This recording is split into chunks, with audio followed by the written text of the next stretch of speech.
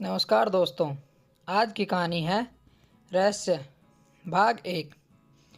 ज़ोर ज़ोर से रोते हुए बिमला जी अपने बेटे और बहू को आवाज़ लगाने लगी, क्योंकि उनके पति रघुनाथ जी की हालत आज बहुत ख़राब हो गई थी।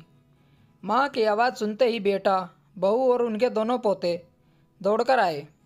इधर कुछ दिनों से रघुनाथ जी की तबीयत खराब थी, लेकिन आज तो कोई दवाई भी काम नहीं कर रही थी। डॉक्टर ने भी जवाब दे दिया। तभी रघुनाथ जी अपने बेटे अरुण के साथ उसे छोड़कर बाकी सबको बाहर जाने का इशारा किया। रघुनाथ जी ने अरुण को अपने समीप बुलाया और उसके कान में कुछ कहा। शायद यही बात कहने के लिए वे अब तक सांसें गिन रहे थे। अपने मन की बात कहते ही उनकी आंख सदा के लिए बंद हो गई। अरुण को अपने पिता के जाने का बड़ा दुख हुआ। उनकी अंतिम क्रिया संपन्न की गई। उनके सभी संस्कार अच्छे से किए गए। अरुण की पत्नी और उनकी माता को बड़ी उत्सुकता थी कि रघुनाथ जी मरने से पहले उनसे क्या कहकर गए, किंतु ऐसे समय में किसी की भी हिम्मत नहीं हुई कि अरुण से कुछ पूछ सके। कुछ दिन बाद अरुण एक बड़ी सी चाबी लेकर आया और उसे बाकी की चाबियों के बगल में टांग दिया। इतनी बड़ी चाबी सभी को आश्चर्य हुआ। माँ पूछ बैठी, यह चाबी कहाँ से आई? तब अरुण ने बताया कि पिताजी अपने अंतिम सांस लेते हुए जो बात मुझसे बताई थी वो इसी चाबी के बारे में।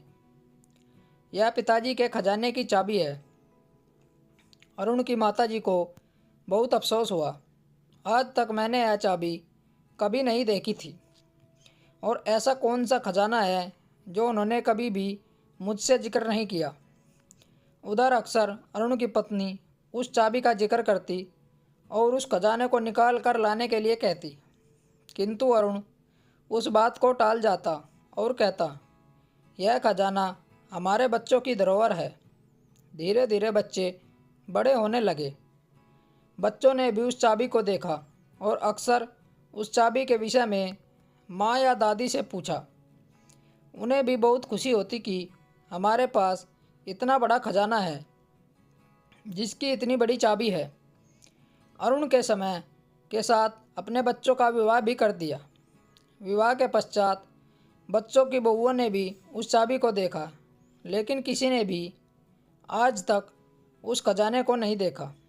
सबके मन में भ्रम था कि न जाने कितना और कैसा खजाना है।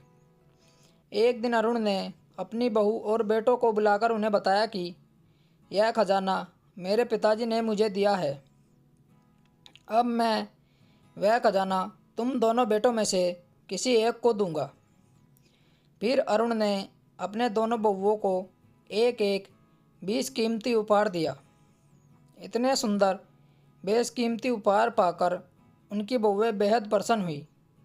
अरुण ने अपने बेटे को बताया कि ये हार मैंने अपने पिता के दिए खजाने में से ही तुम्हारी पत्नियों को लाकर दिए हैं। ऐसे न जाने कितने हार और आभूषण मेरे पिताजी के खजाने में हैं, किंतु उस खजाने का मालिक सिर्फ तुम दोनों में से एक ही होगा, और उसे ही मैं इस खजाने की चाबी दूंगा। जो इसके काबिल होगा। बहू बेटों की अब अरुण पर पूरा विश्वास हो गया था कि उनके पास बहुत सारा खजाना है और वह हमें हासिल करना है, अपने को दूसरे से बेहतर साबित करके। दोनों भाई एक दूसरे के साथ प्रेम से रहते। यदि एक त्याग करता तो दूसरा उससे अधिक त्याग करने का प्रयास करता। बहुएं भी अधिक धन की मांग। इससे आगे की कहानी नेक्स्ट भाग में पूरी होगी। स्टोरी को लेकर आपकी क्या राय है, नीचे कमेंट करके ज़रूर बताइएगा। ऐसी ही और बेहतरीन कहानियों के लिए हमारे चैनल को ज़रूर सब्सक्राइब करिएगा। तब तक हमारे चैनल के साथ जुड़े रहिए। कहानी सुनने के लिए आप लोगों का बहुत बहुत धन्यवाद। राम राम दोस्तों।